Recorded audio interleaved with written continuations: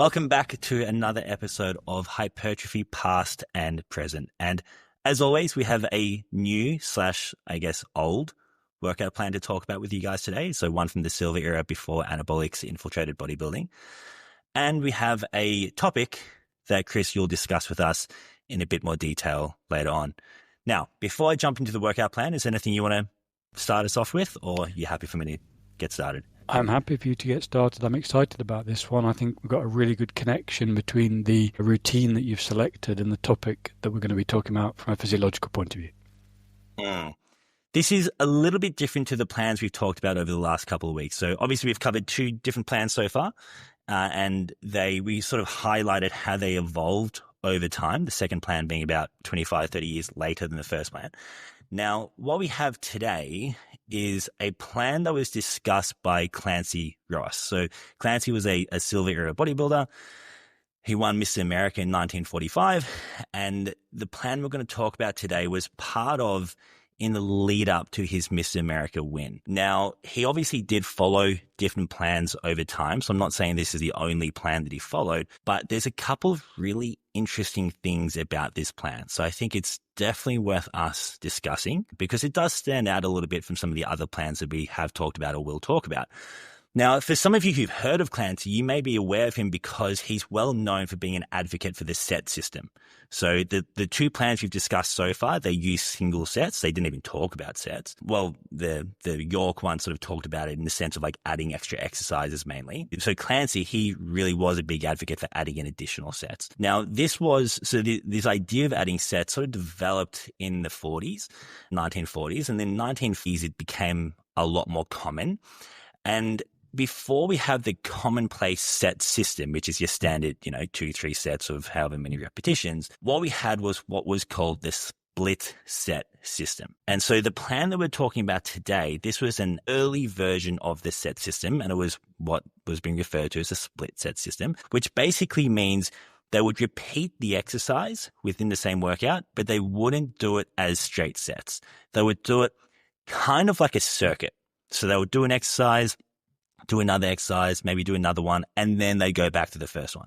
And then they do another one, and then they go back to it again later. So most exercises were being repeated sort of 2 or 3 times within the workout. So backdrop, so Clancy, he's come from doing full body, single sets, and then lead up to before his Mr. America win, he's now started to implement this split set system. So an example of this split set system workout that he was following was as follows. So it was an upright row, going into an incline press, going into a lateral raise, and then an alternate curl and press with a dumbbell, which is an interesting exercise, a pullover and a floor press, a bent over row, a dumbbell curl, a dip, sit up, side bend, and essentially he repeated each of those effectively 2 more times each.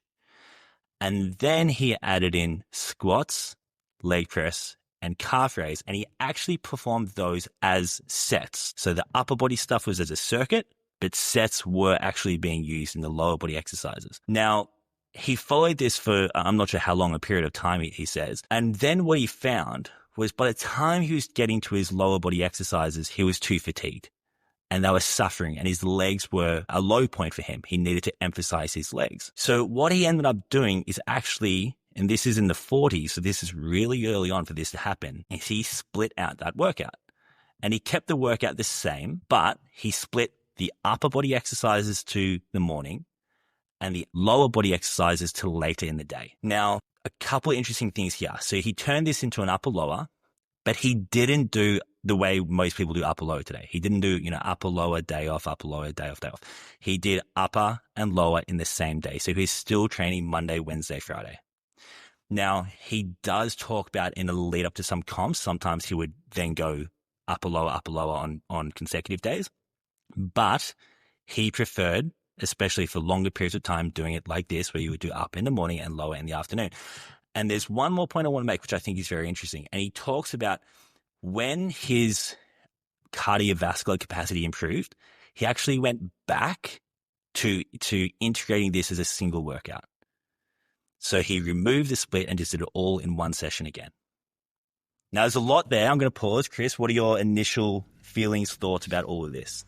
There's so much here to talk about, but if I go too deep into this material too quickly, then I'll be basically just jumping straight into the second half of our planned call for today. So let me just start from the beginning and just look at some of these exercises. I know that that's not our focus for today, but it's always interesting to just look at some of these exercises. So in terms of the exercise selection, I mean, obviously, we've got some differences here from what we talked about previously. We've got a floor press, which is essentially a horizontal press. It's kind of like the chest press or bench press that we would have today. And so obviously that's slightly different from the aesthetic choices that we've been seeing previously, where we didn't really have much chest work. It was all kind of overhead pressing, and either pressing work was all sort of focusing on the deltoids. So that's an interesting there. Even so, we do still have quite a strong focus on a deltoid development. We've still got upright row in there, we've got a lateral raise in there, we've got an incline press in there, we've got the curl and press with the dumbbell. So there's a lot of shoulder work, despite the fact that we've now introduced this slight diversion from the very strong, unique, or not unique so much as targeted, if you like, focus on the deltoids. We're now kind of just saying, well, yeah, we're going to keep all of that. We're going to add in chest work as well. Yeah.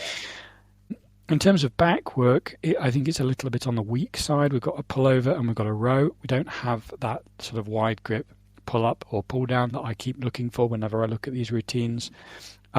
Interestingly, we have got a dip in there, which I don't think we've seen previously. I mean, maybe it would have been in one of the alternate exercises, but it wasn't in the main listing, which is an interesting choice because dips can be really, really effective for that sort of triceps development. It's interesting to see that appearing for the first time. Now, previously I mentioned that when I see a leg raise, it's very interesting because that is rectus femoris from a hip flexor point of view, and that kind of starts to help you get over the fact that you don't have a knee extension machine. So we saw that appearing for the first time last time, and now I'm seeing it again here. I don't believe he was doing the leg raise, and then when he split it, that's when he added the leg raise, and I believe he added maybe the leg press there as well. So he did add additional lower body exercises when he was able to split the session up. So when he was doing them as a combined session, it was just the squats and the calf raises. I believe so. Right. And then when he expanded the sessions by doing them in separate times of day or even on sequential days, he's adding those extra two exercises.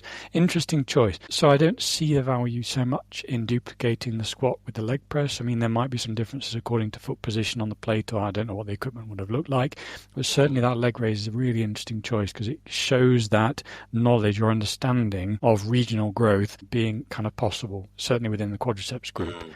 Now, final comment on exercise selection that I have is just something that we've mentioned multiple times, and it's the absence or the underuse of deadlift variations for the hamstrings. Because really, when I look at these kind of programs and when we've looked at these and analysed these together in the past, it's like, well, where's the hamstrings work?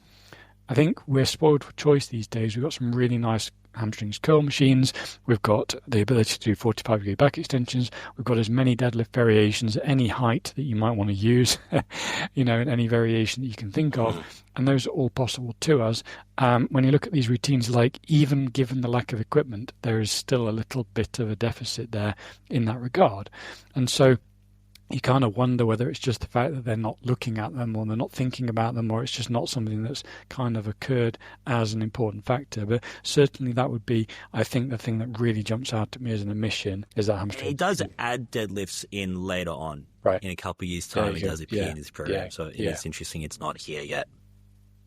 That's all I've really got to say about the exercise selection side of things. I think really the comments regarding the structure of the workouts, with it being initially a very, very long workout. Now, actually, let's just pause there for a moment and introduce a question that we didn't talk about before we started the podcast, but I hope that it is relevant, which is that a lot of the questions that I get when I do a weekly Q&A are related to how many sets is it possible to do in a workout. Now, I think we can answer that in the physiological section of today's call, but I think what would be useful now is just to pause and say, what was the perspective of that question in these periods of time that we're describing? How many sets, how many exercises were people doing? Because you've shared some information about this with me before offline, and I think it's really interesting just to go go there for a moment. A lot of the routines, I think you mentioned on this podcast before, a lot of the routines early on tended to have sort of 10 to 12 exercises in them. It was That kind of a 12 is very common, a number that really comes up again and again and again. But two things I think you've mentioned. One is that sometimes people would do more exercises than that. And also, when you start to introduce set systems like this, I mean, I'm thinking this is an upper body 10 exercise circuit, and that's being done 3 times. So that's 30 sets in total just from the upper body section. So shall we just kind of go there for a moment? Yeah, definitely. So there's a few interesting things when you look at sort of total set numbers in a workout, because even the guys who were doing very high sets, like Clancy here with 30 sets in the upper body session, a lot of these guys would often talk about the value in what they would call them limited programs, where for a period of time you would drop all the way back down to often 8 to 10 sets in a session. And they often talked about these being very effective for gaining bulk, so just being very effective for gaining total muscle mass, and for people who maybe had very active jobs, who were, quite maybe had lower recovery capacity and things like that. So on the lower end of that, you tend to see that sort of 8 to 10 sets per session. And then on the upper end, and you mentioned that sort of 12 set number, that 12 set number repeatedly comes up as kind of how many exercises does it take to do a full body program thoroughly. And that tends to be the number. And then, expanding from there, they often talk about essentially doubling that. So a pretty standard number would be about 24 sets in a session. And then they talk about these sort of superheroes, your Reg Parks, for example, who, was known to have just insane, work ethic and recoverability and I guess, cardiovascular fitness. And some of these guys, and Steve Reeves, he talks about some of his programs as well, and they tend to be somewhere in the realms of about 30 sets. Now, one more comment I want to make on that is if you track this over time, once you get to the mid-50s, what you see is a lot of what I call fluff, and people get quite offended at me calling it fluff, but I'm talking things like side bends and neck exercises and forearm exercises. A lot of these tend to drop out. And from their sort of mid-50s onwards, there might be some of them, but there's very few. And so when we see these exercise or these workout plans that are, often 30, 34 sets, they're generally including 6, 8 sets of quote unquote fluff, abs, bends, whatever. So if I was to subtract that in my mind, I would say we're typically seeing a range of somewhere between sort of 10 to 24 sets up to about 30. With that top end from sort of maybe 24, 25 up to 30 generally being a lot easier kind of exercises that probably aren't creating an issue. Absolutely. Those are usually single joint exercises. Yeah.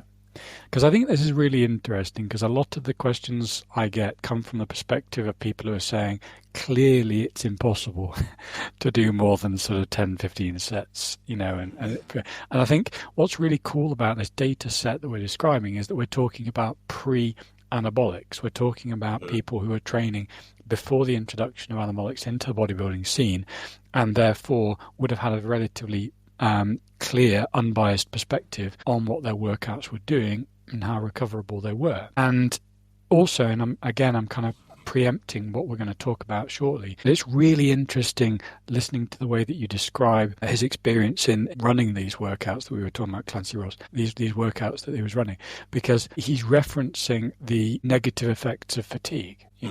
And it's just very, very cool to see that in that period of time, the negative effects of fatigue were clearly perceptible, and yet post-anabolics, suddenly hypertrophy researchers think that fatigue causes hypertrophy. So many of them do. Even today, there's reviews and papers and opinions being written, and the titles imply that fatigue is causing hypertrophy, and it's like, clearly it's not. I mean, that's just physiology. I mean, they make it so clear, these old timers. I mean, they talk about in the lead up to contest, if you are doing longer workouts or you are doing, 6 days a week or whatever, all of them talk about taking a couple of weeks off after the contest. And they say how important it is to take that couple of weeks off. They know that the fatigue is accumulated. Absolutely. And I think it's just very cool to see these kind of understandings, realizations in that period of time before the contamination of the experience was kind of introduced by a separate stimulus. So, anyway, the kind of the upshot of that is that we can look at these guys and we can see that they were doing higher volumes in single sessions than we normally talk about today. We tend to talk still about that kind of 10 to 12 number as being a reasonable session volume. They were doing a lot more than that, and it was working for them. And that's a really interesting kind of observation. And I think the answer will become clear as we dive into the physiology, to be honest. I think we should just jump straight in because I think it follows on from this conversation perfectly. Absolutely. So essentially what I'd like to do then, and when we talk about the physiological side of things, is just to explain why all of those observations are mirrored exactly by physiological reality. So if we are doing a full body workout 3 times a week, what we're going to see is that the problem arises, as people tell me repeatedly in my Instagram questions, the problem arises because you're going to end up doing a lot of exercises and potentially a lot of sets in a single workout, exactly what we've just been saying. So you got 20, you're faced with the possibility or the challenge of doing sort of 15, 20 sets in a workout, and you're going, no, that's not something that I feel, equal to doing. Now, the issue there is that, as we've talked about in the context of exercise order, or as I've talked about and written about in the context of exercise order, the issue is that over the course of a workout, you are building supraspinal central nervous system fatigue. Now, how does that happen? It doesn't happen the way people think it does. It actually happens because of the sensations that are occurring in your body as a result of the metabolic activities that you're engaging in. Now, there's a number of routes to get you there, but basically the 3 main ones are, if you have cardiovascular activity, as in you start to get out of breath, then you are going to feel that as a perception, a sensation in your lungs, and that's going to add to your feeling of discomfort and bring you closer to your maximum tolerable perception of effort, which is what determines how much effort you can ultimately produce in a set. Now, if some of that effort availability is being used to tolerate that discomforting cardiovascular sensation, you can't use that to create motor unit recruitment. So you end up with your recruitment levels dropping despite you hitting maximal efforts. Some of that effort is going towards the toleration of that cardiovascular sensation. That's the main one. The second one is that if you have burning sensations in the muscles from metabolites, that's going to do exactly the same thing. And the third one is that as you produce lactate and it goes around the body, it starts to produce an inflammatory response. And that again does the same thing. It starts to make you feel tired and fatigued and basically not really wanting to be in the gym doing the thing that you're doing. Now, those 3 things all are tied to your cardiovascular fitness. So if your cardiovascular fitness is weak, then what you're going to find is that very quickly, as you go through set after set after set, all of those sensations start to build quite rapidly and make you feel very uncomfortable and not wanting to continue. If your cardiovascular fitness is much higher than that, what you're going to find is you're able to then do a lot more and continue to exercise, doing more and more sets and accumulate a larger session volume. So ultimately, I think one of the interesting things is that people who have that high level of cardiovascular fitness, and I don't think it's a stretch to argue that people in 1940 would have had a higher level of cardiovascular fitness than the average person today. Yeah. If you kind of see that gap and say, well, okay, well, why was it that Clancy Ross could do 20, 30 sets and actually make that work for him in a single session and I can't? Well, maybe it's that his physical activity levels across the day were a lot higher than yours, or maybe his history of, kind of sort of aerobic exercise or whatever it may be, just physical activity. Most of these guys were in the military at some point around this time as well. Exactly. So I think ultimately there's this sort of, no, I don't think that aerobic exercise directly produces hypertrophy. I think that's a silly idea. But I do think that having a high level of cardiovascular fitness will support us doing higher session volumes in the context of these full body routines where you're trying to do everything in one session. So there is that interesting kind of interplay there between that sort of cardiovascular side and the muscular side. Now, one final comment on this is that you've got one cardiovascular system, but you've actually got a whole load of muscles going on at the same, available to you to be used in an exercise at the same time. And the bigger that muscle mass is relative to your cardiovascular system, the more of a problem we're going to have with cardiovascular limitations. So this is why I say to people, if you've got issues with cardiovascular kind of recovery between sets, you need to shrink the amount of muscle mass you're using in exercise. Doing squats and deadlifts and bench presses and kind of lat pull downs is probably going to be more challenging than doing the single joint stuff. So the same thing applies if you start to increase muscle mass overall. So anabolics is a really interesting one, because if you start to get really huge amounts of muscle mass and be able to move seriously large amounts of weight, you're going to be pushing your cardiovascular system really, really hard as a result of just having that high level of muscle mass. And that's a problem we actually see in some of the athletes in strength and power sports when they can move incredible amounts of weight really fast, kind of like sort of track and field athletes. Then you're in a situation where, like, well, they're going to have a cardiovascular burden over the course of that training session, which is absolutely just crazy. And it doesn't look like it's going to be crazy, but it actually is. So you've got these really interesting kind of dynamics going on between the cardiovascular system being what it is, and then all this muscle mass around the edges of it, kind of making use of that energy requirement, and then you have that interplay between the two things. So basically, to summarize, what we're saying is that the challenge in the context of a full body program is that ability to recover cardiovascularly, and if the cardiovascular system is not up to the challenge, then you're going to find that the ability to do 20-30 sets is definitely curtailed. One thing I find really interesting with that is this limitation is specific to full body, because once we divide the body into whether it's upper, lower, push, pull legs, whatever else it might be, suddenly we run into a whole new limitation, which is just per muscle volume, which is going to be driven by damage, calcium ion accumulation, etc. So the limitations, or even the, I guess, capacity or potential, the ceiling for full body is actually quite unique in that regard. Yeah, it's definitely a different kind of set of problems. So if we now jump to say, well, okay, let's look at doing upper, lower and sequential days. So like the Clancy Ross program was going upper, lower, repeated. So a lot of people ask me this question. It's like, I've got this full body routine that's going, sort of 3 days a week. Could I, instead of doing that full body routine 3 days a week, literally just cut each workout in half and do upper, lower on 6 days a week and just go to the gym every single day, 6 days a week? Take 1 day off, and would that basically be the same thing? No, it wouldn't. So what happens is that your post-workout fatigue is exclusively related to the damage processes, the calcium ion related processes, which cause their own inflammation response, which causes supraspinal fatigue through a totally different, it's the same overall framework mechanism, but it's coming from a different place. So supraspinal fatigue in a workout is coming from essentially the cardiovascular system. Supraspinal fatigue post-workout is coming from the muscle damage. So what happens is, if you do your upper workout on one day and then come back and do the lower workout the following day, what your upper workout did in terms of muscle damage is now going to be the primary driver of your supraspinal central nervous system fatigue the following day. And of course, that's going to reduce recruitment on that second day doing that lower body workout. Now, the interesting thing is that the two drivers are very, very different. So somebody could have a really huge cardiovascular capacity and be able to bash through 20-30 sets in a workout, but they might be really, really susceptible to muscle damage. Now, I mean, that actually describes a track and field athlete really, really accurately. So you could have a person who's very, very cardiovascularly fit, but muscle damage is very, very kind of difficult for them to recover from.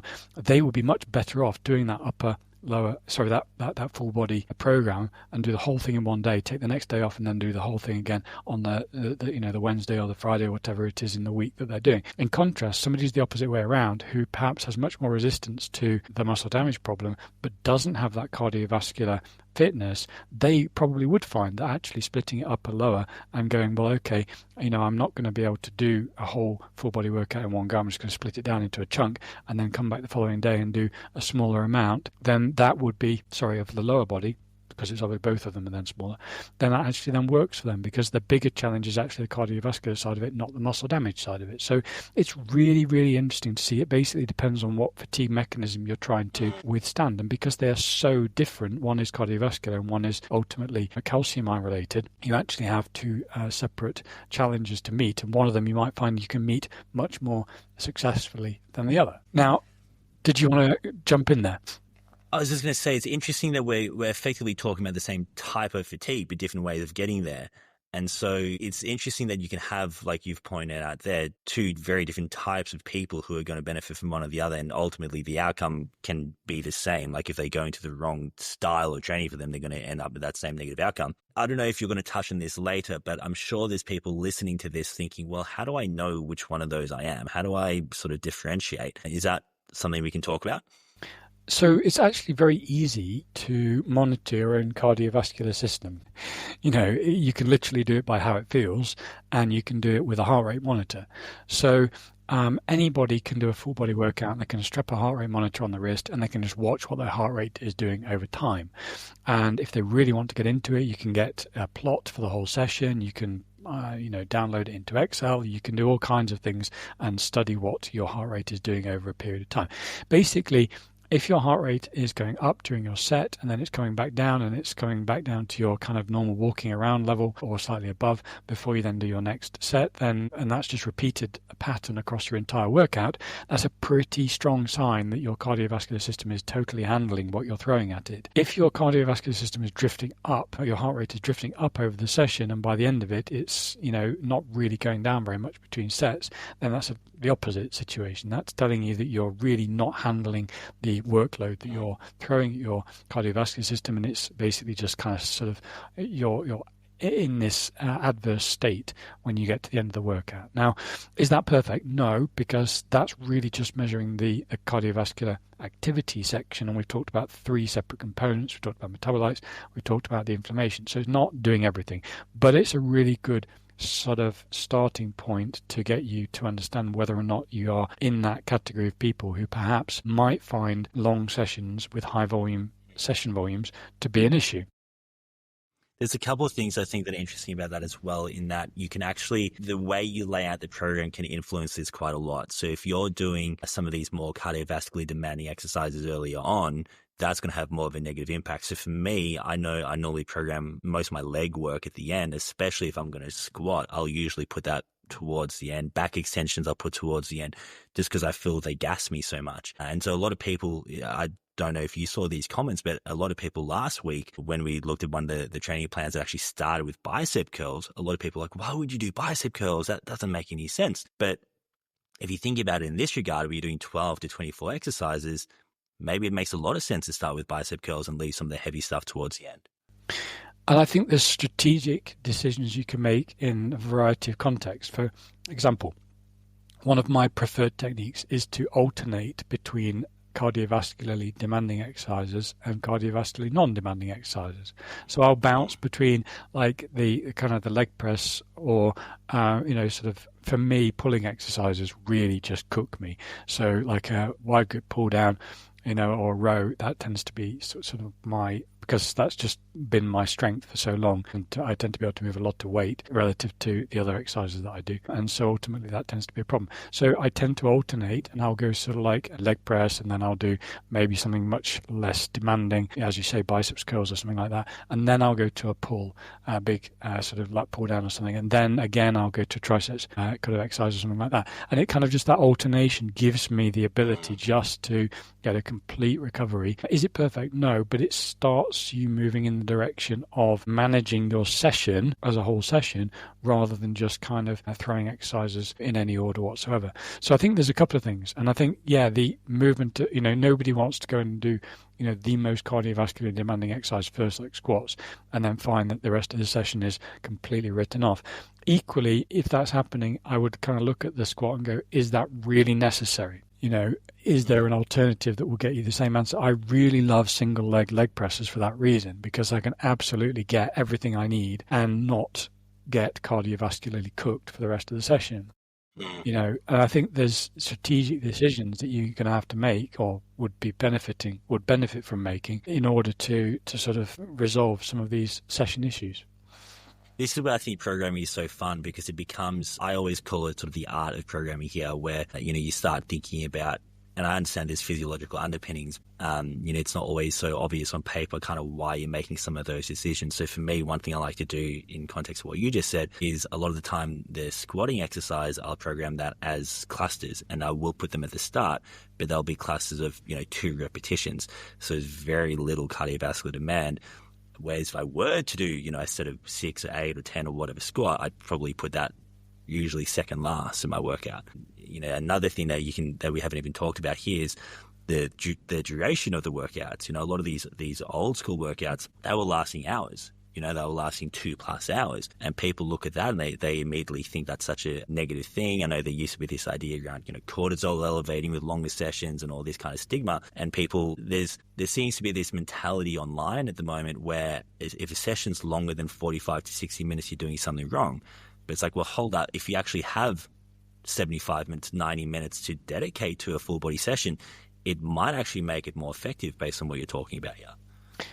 Yeah, absolutely. I think that it's really the cardiovascular system that we're keeping an eye on. And I think that's, some people, I mean, I've told this story many, many times in my mentorship program that I've done. But when I first started working as a personal trainer, I was lucky enough to work with a very wide range of different groups of people in the area that I was living in the country that I was living in at that time, which seems to vary quite a lot these days. But the place I was living in had a lot of endurance cyclists. And so I actually got to do some strength training work with endurance cyclists with incredible cardiovascular systems. And at the time, I was exclusively working. Well, I wasn't exclusively working. I was kind of focusing more on the powerlifting side, and I was interested in that for me. And so it was fascinating watching what my recovery between sets of squats was like and what theirs was. So I would do, a set of squats with relatively low repetitions, and I would be absolutely gassed for like 3 to 4 minutes. And this is at the same time as I was also doing endurance cycling. So, I mean, my cardiovascular system was not bad. It just wasn't in their league. They would do the same kind of set, and they would look at me afterwards within like 30 seconds. It's like, we're going to do the next one then. I'm like, that's just incredible. I can't get my head around just the massive difference in recovery times cardiovascularly, even though I'm capable of riding, sort of 50, 100 miles. These guys could just do that probably in half the time. They're just incredible athletes. And it was translating to this insane recovery between sets of squats. So I think cardiovascularly, it's really, really easy to get that information. We just look at what cardiovascular recovery is doing post-set of strength training and monitor that and see whether it needs changing. Yeah, an endurance athlete is going to be able to just bash through the workout that you're doing probably in half the time. And it's totally fine that they do that, because there was this idea a few years back that we should all leave 3 minutes between sets of exercise. And I'm like, that's definitely wrong, because I needed 7 between some of my sets of squats when I was powerlifting. But equally, like your average kind of endurance cyclist might not even need that. And it's not going to be the same for different exercises that use different amounts of muscle mass. And it basically just comes back to, is supraspinal fatigue, kind of gone away because the sensation has gone away? And this comes back to the point that you mentioned earlier, which is that it's the same fatigue mechanism. And the reason it's the same fatigue mechanism, whenever we talk about supraspinal fatigue, it's always the same fatigue mechanism, because it's literally just, is there a sensation? And is that sensation bringing you closer to your maximum tolerable perception of effort? If so, that's supraspinal CNS fatigue. How does that sensation get caused? Well, that's where it varies. It can vary. It can be the cardiovascular activity. It can be the metabolite burning sensation. It can be inflammation, all of those in a workout, or it can be muscle damage causing inflammation post-workout. And that's a completely different route that gets you to exactly the same place. The reason it's the same place is because it's just a sensation. So ultimately, supraspinal CNS fatigue is one of those really interesting things that it's a very, very clearly defined model in the context of Mark Cora's psychobiological model of fatigue.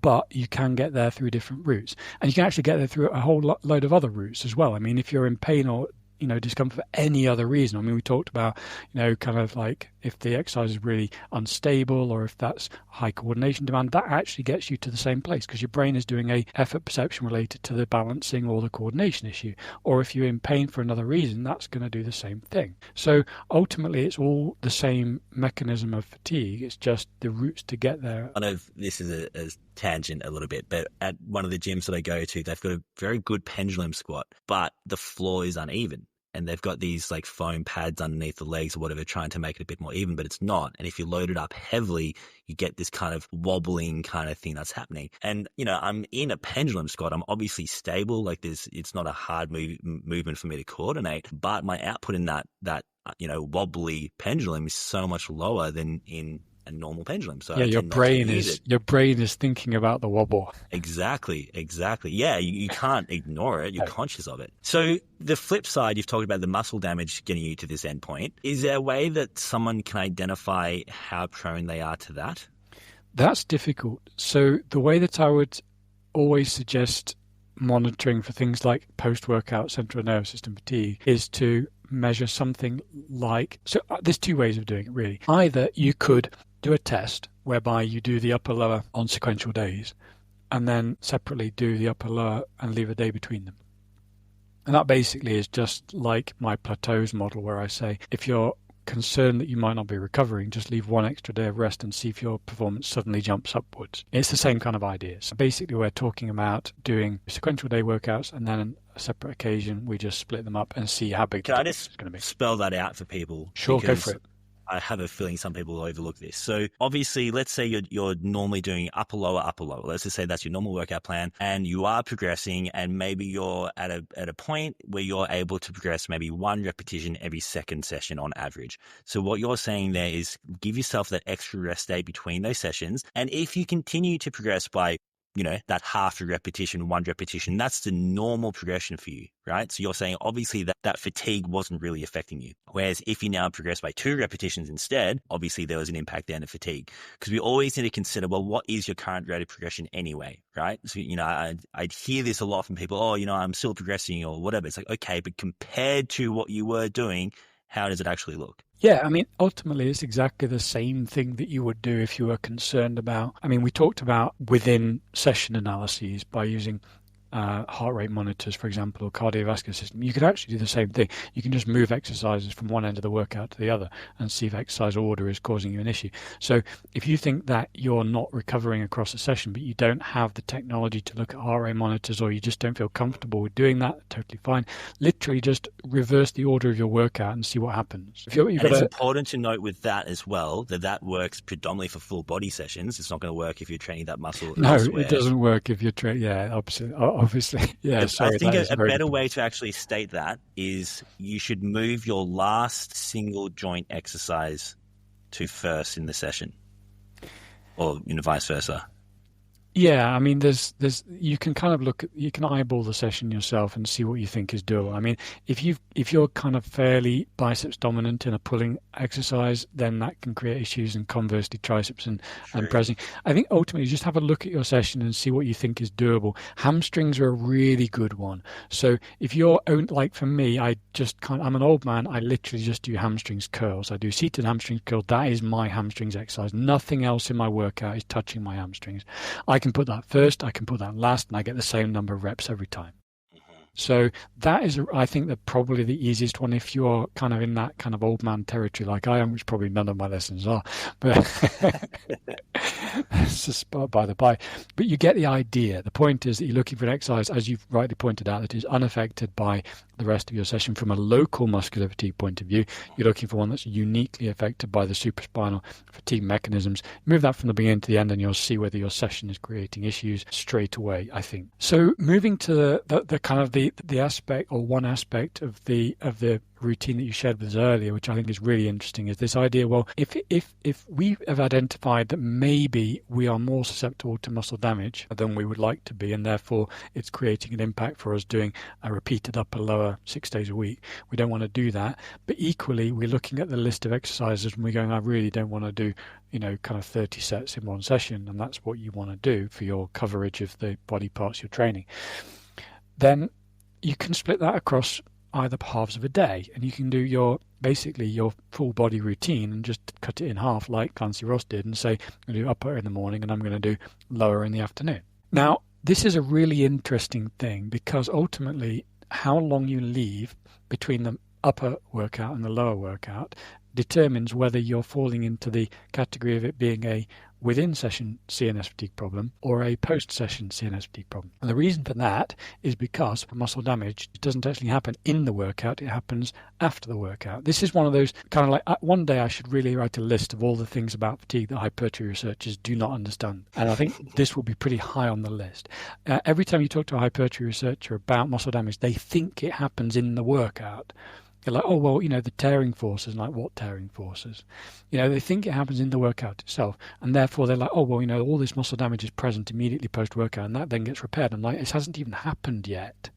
There's an idea going around at the moment that muscle damage repair happens before hypertrophy. I'm like, that's categorically false and physiologically impossible, because the damage you're describing hasn't happened. What damage? Yeah. What damage? There's no damage to actually repair yet. So, no, it's all happened in the first 24 hours. No, it hasn't happened by that point. It's happening over the course of the back half of that day. So you're starting to get damage happening maybe sort of in the first few hours post-workout, but the inflammation response is really going to be the major driver of that damage, and it's going to be the back end of that day. So yeah, at the start of the second 24-hour period, the second day post-workout, that's when all your damage repair is really happening. You're repairing the myofibrils, the areas. Again, when people look at non-exercise muscle injury like contusions and things like that, they go, oh, no, this behaves completely differently from exercise-induced damage, because when we look at the myops rates, they go down in that first day. And we're like, no, that's because that's when the damage is really happening. You only get the myops rate elevation when you're repairing the structures. Replacing actually is a better word, because it's not repairing, it's replacing the structures that you've cleared away. And the clearing away is happening in that first day. That's why myops goes down, because you're not actually doing any repair or replacement. It happens all on the second day. Actually, it's identical to what happens during exercise-induced muscle injury. It's just that your hypertrophy stimulus is happening in that first day, while your muscle damage is not doing that, and you've got these kind of things moving in opposite directions. So you don't see that deficit to myops in the first day when you've got non-exercise muscle injury. When you've got exercise-induced muscle damage, because you've also got hypertrophy happening at the same time. When you've got non-exercise-induced muscle injury, you do see it, because obviously you've got no hypertrophy happening simultaneously. Anyway, so as I was saying, fatigue is obviously going to start happening. The muscle damage processes are going to start happening in that post-workout period. So if you do a upper session, if you do an upper workout in the morning and you leave a couple of hours, then when you come back to do your lower session, you're kind of still in the same session as far as CNFT is concerned. Your physiology is determining that as basically the same workout with a really long rest period, Yeah. So, but if you were to then push it a bit further and you get into the point where your inflammatory responses are starting to rise to create that muscle damage that we need to do to clear away all of the protease-induced damage, then what you're going to see is that you're now in the true post-workout period, and you're now subject to post-workout CNFT. So really what it comes down to is how long is that rest period between the morning session and the afternoon session. If you put them really far apart, like if somebody says, well, I work a professional job, I need to be doing my workout in the morning and then I need to come back in the evening, I'm like, that's basically second day from a physiological point of view, because you're into that territory now where muscle damage is creating your supraspinal CNFT. So honestly, you'd be better if that's your limitation, which it will be for most of my listeners, I imagine. If that's your limitation, then don't do same day, do sequential days, do upper, lower on sequential days, and do, if that's really what you want to do. If you really need to split those sessions out, split them on sequential days and do upper, lower repeatedly, 6 days, or if you want to do this whole kind of every other day idea that's been kind of going around for full body, fine, I'm not going to go there. But if you're kind of maybe somebody who's able to work flexible hours, you have control over your own schedule. Now that situation, you could potentially do an upper body workout, and then you could maybe just have lunch and then have your coffee, do a bit of work, and then do the next one. Or you could do what you've described to me as a really interesting approach, which is do your upper body workout and then just walk down the road, go to the supermarket, come back and do the other half, which I think is fantastic. I mean, obviously you have complete control over your own schedule, so you can do whatever you want to do. But you forgot the juice. That's an important part. I didn't want to disclose things that you've told me about. I mean, I don't know if you want people to know that you drink juice. You see, this is, I like, respect people's privacy when they tell me things. I'm very aware of that. Very aware. No, I do. Because I mix some stuff in with my juice, and I've been getting a lot of questions about exactly how I make my juice mix. So it is definitely a hot topic. Yeah. So I want to jump back for a moment, because you said and actually an interesting point is Clancy does actually say that sort of upper morning and then low in the afternoon, that the limitation there is going to be someone's schedule, and that if you don't have control over your schedule, it's not going to work. So while he doesn't specifically say how many hours he's leaving between it is obviously that, point that he's making. So I'm assuming he's probably not leaving 12 hours between it based on that statement, but I'm not sure. So you said that, if it is 12 hours, you can only do 7 a.m. and 7 p.m. or whatever. You've insinuated that it will be better to actually give yourself that full 24 hours then, instead of just 12 hours. So absolutely, because you're now inside that period of time where the muscle damage is happening very rapidly. You've got a full-on calpain damage process happening. You've also got the inflammation kicking off, creating a problem, and that's going to then lead to the supraspinal CNFT that you're trying to avoid. So I think, if somebody is saying, well, look, no, I have to do 7 and 7, that's the only period of times of the day that will work for me, well, then just do 7 every day. Pick one. morning or evening and just go every day. And don't do that. Don't feel that you have to do them same day, because it's not actually going to benefit you. The benefit comes if you can keep those two workouts much closer together, several hours apart. I'm not comfortable giving super kind of sort of definitive numbers. I think if you're around the 3 or 4 hour mark, probably okay.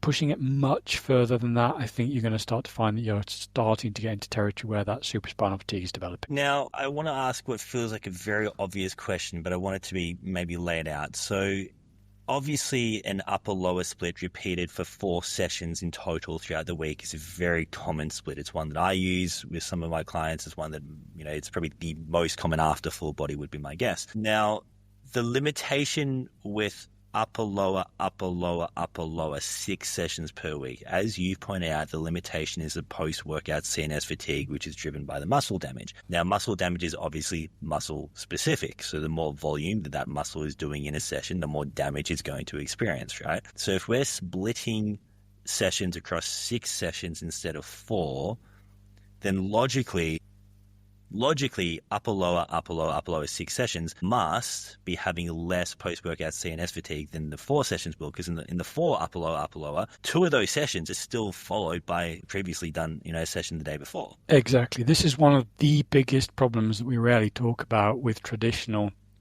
upper lower splits done with 4 workouts per week. Say, for example, the classic Monday, Tuesday, Thursday, Friday. The biggest problem with that is that when people look at those, they go, oh, well, I can recover from Monday to Thursday doing, say, 4 or 5 sets per muscle group per workout. And that's totally true on a muscle level. But if you do a bunch of sort of upper body exercises on Monday, and you do 4 or 5 sets of those, you are toast as far as supraspinal fatigue is concerned on Tuesday, because that muscle damage that you're now carrying around with you is going to create a supraspinal fatigue problem on that Tuesday for your lower body workout. And the same thing is going to happen on Thursday and Friday.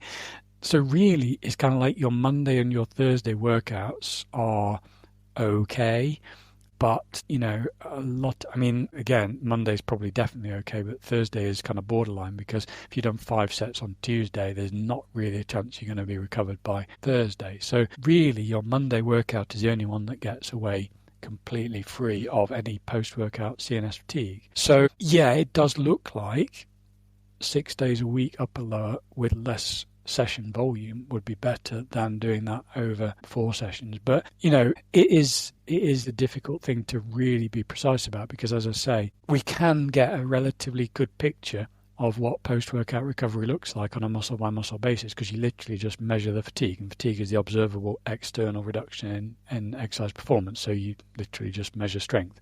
And that's really easy to do. Now, there's tons of data about that. We've got a really nice dose-response profile for muscle session volume versus post-workout fatigue recovery time. What we don't have is the same graph for supraspinal CNS fatigue. Now, it looks like it tracks it relatively closely, so I don't want to make this out to be like, oh, well, we don't know. We have a reasonable idea. It's just we don't have the same perfect dose-response graph that we do for post-workout fatigue recovery, if that makes sense. So, yes, it does look like splitting your entire week's worth of upper-lower over 6 days would be better than doing it over 4 days. It does look like that. But again, I'm just kind of introducing an element of caution there to say, look, we've got really great data on how post-workout fatigue relates to muscle training volume for a particular workout. Yes, we've got that really clear. I've done the graph. People have seen it before. We don't have the same level of confidence regarding how supraspinal CNS fatigue works. I think it works the same way. I'd expect it to work the same way. It does look like it works the same way, but I just don't have that data. Either way, there's not an argument for how upper lower done 4 times per week could be superior to done 6 times per week if you were splitting the volume. Well, exactly. So what we're saying is that if you're doing that smaller amount of muscle volume across 6 days rather than 4 days, then you are going to end up with less interference between sequential days. Yeah, it's really, I think it's an interesting point. because my perspective on it is people often think about, 6 sessions a week, but they're not thinking about actually dividing those 4 sessions worth of volume across the 6 sessions. And like you've just said there, if we do that, then obviously there's going to be less. I mean, strictly what we're doing is dividing our full body 3 times a week across 6 sessions. I mean, yes. So it's kind of a little bit different because you are starting from a different numerical point because you started with your 3 full bodies rather than your 2 upper-lower split routines. But yeah, I mean, I can see where it might end up in the same. It'd be interesting just to do that and see whether it ends up in the same numbers. I don't think it'd be miles apart, but I think it probably would be a little bit different. So where does that leave us? So if someone's I guess, getting into this and asking, well, what should I do? Should I be doing full body and doing my 15, 20 exercises or sets in one workout and doing that every other day, or doing that Monday, Wednesday, Friday? Or should I be doing my upper in the morning and lower in the evening? Or should I do upper, lower 4, 6 times a week? I know you've talked about how you can test kind of, which might be more suited to you. Is that sort of the starting point? Is there any other things you think people should be thinking about or considering? So I think it's a journey. So you test something, you start with something, and then you move forwards on the basis of what you've learned. I mean, I know this sounds radical because I think people want the answers before they even start these days. I'm like, just try something that is sensible and see what happens. So I would always just start with a traditional 3-day-a-week full body program. Now, if you find, having started that you are losing repetitions towards the end of your workout, you're noticing a cardiovascular set of sensations, you feel like your final exercises of the workout are losing repetitions, maybe you then test that by the hamstring curl exercise example that I gave earlier, moving that from one end of the workout to the other, seeing what happens. Again, assuming you're not doing any other hamstrings exercises in that routine. And you notice that, yes, you are losing repetition. So what we've got here, 2 steps. First, start. Second, notice maybe that a cardiovascular system is an issue for you. Now, at this point, what you could do, having noticed those things, what you could do is either you could say, well, I'm going to make an adjustment to my training program. I'm going to split the routine. Or you could make and actually that's not a binary choice, to be honest. But let me just go down that route first. So you could decide to make an adjustment. You could say, well, I'm going to split this out across 2 workouts in the day. Now, if you have a flexible schedule and you can do that and you can take a short break and then come back and do the other half, or a couple of hour break and do the other half, perfect. No problem at all. Or you can move it to the following day.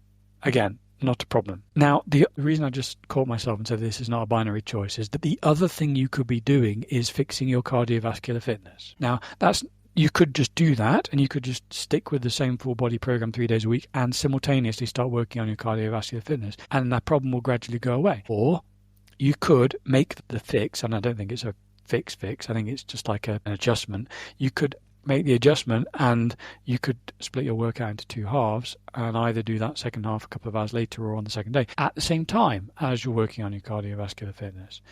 And then in the future, when your cardiovascular fitness is sufficient, you could come back and just go back to doing single workouts 3 days a week. So I think there's a number of things here, and it's like the exact route that you take is going to depend on your schedule and your circumstances and what you like to do. I don't want to be in the gym 6 days a week. I want to be in the gym 3 days a week. That's because it's how my schedule works and how my preferences work, and I'm not going to start training 6 days a week, even if my session volume feels like it was getting out of hand. I'm just not going to do that. So everybody's having their own preferences. So I think what I'm suggesting is that people just start with the 3 day a week full body and then look at the problem and go, what do I think the problem is? Most of the time, if you're having a problem with 3 day a week with session volumes being too long, it's going to be a cardiovascular fitness problem.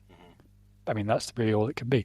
You can fix that with cardiovascular training. You can fix it, adjust it, get around the problem to a certain degree by moving the session half the session later in the day, as long as it's not too far away, or moving it to the following day and doing upper, lower repeatedly 6 days a week, or even, as I say, every other day if you want to go down that route. So I think there is a relatively straightforward algorithm, if you like, to moving forward with these questions. What the answer is not is asking influencers online what you should do. That's not the answer. So don't blow up my Instagram messages saying, I think I should do this. No. Don't ask me what you should do. It's like... Yeah, or can I do this? Do I have your permission to do this? Yeah. And the best we can do, best you can do, best I can do is give people, like what you've done today, is explain how it works. Yeah, exactly. Yeah. And how you can assess it for yourself. Yeah, exactly. Now, at the risk of maybe doing what we said we wouldn't do, I do want to give a practical example of how I actually do this. And I intend to do full body sessions. That's my goal always. And this is a point you haven't necessarily brought up, but say I've got points in life where maybe stress levels are higher, maybe I'm working longer hours, maybe there's things that are contributing to my, I guess, perception of effort, then what I'll do in that full body session is I will then split it. And so my intention is always, Monday, Wednesday, Friday, full body, or every other day, full body. I might get in the session and I might know I just don't have the motivation here to actually do my normal full body session, which is usually about 15 sets or so. And so I'll just call it and I'll just do half of it. I'll come back the next day, like we've talked about, do the other half, and then I'll go back to my full body. So I'll take a day off the next day, and then I'll go back full body, day off, full body, day off. So for me, over a week or 2 weeks or whatever, I'm generally always getting that sort of 3 times frequency per week, but it might be over 4 sessions just because for whatever reason that day hasn't permitted me to do that full body session. Yeah, I mean that's a perfect example of auto-regulation, and I think that's definitely something that is important to bear in mind. So we're always watching what's happening, we're being observant, and we're reacting to the information that we're gathering. But at the same time, we have a clear understanding of what the physiology is doing in the background. So physiology doesn't care about, our life circumstances. It just does its thing. So we've just got to be aware that physiology is doing its thing. We are observing and reacting and adjusting our plans according to what the physiology is telling us, but also according to what our circumstances dictate. And we just do the best we can under the circumstances. But as I say, we know how to turn this into a reasonable starting point, which is 3 days a week, full body, which is what you just described. And then we just move forwards from there according to what happens. I think we've given people a lot to think about. I think we're probably going to get a lot of questions on these sort of topics and questions we've brought up. Is there anything else you want to conclude with, or should we leave people there? I think that's good for today. I think we've covered the important issues, and obviously whatever questions we get, we can use that to move forward and do a podcast on in the future. And like we said, the goal here is to give people, I guess, an understanding of the foundational principles that will guide your decision making. We don't want to necessarily lock people into a box and say, well, it needs to look like this. You must work out this exact way and whatever else. Like, obviously, there's nuance here. And there's not so much nuance that it's like, well, you're different to this person. We all have different physiology. No, the underlying physiology is the same, but there's going to be some degree of variance depending on that individual. So hopefully there's stuff there for you guys to consider and assess and actually analyze how you work and what works, specifically for you, understanding that might even change over time as well as you become more experienced, or just stages in life, or, hey, maybe you've got a family and kids and you don't have the same time to spend it, or whatever it might be. But our hope, as always, is that this conversation is helpful for you guys in moving forward. So we hope you join us for another episode, and we'll be back next week.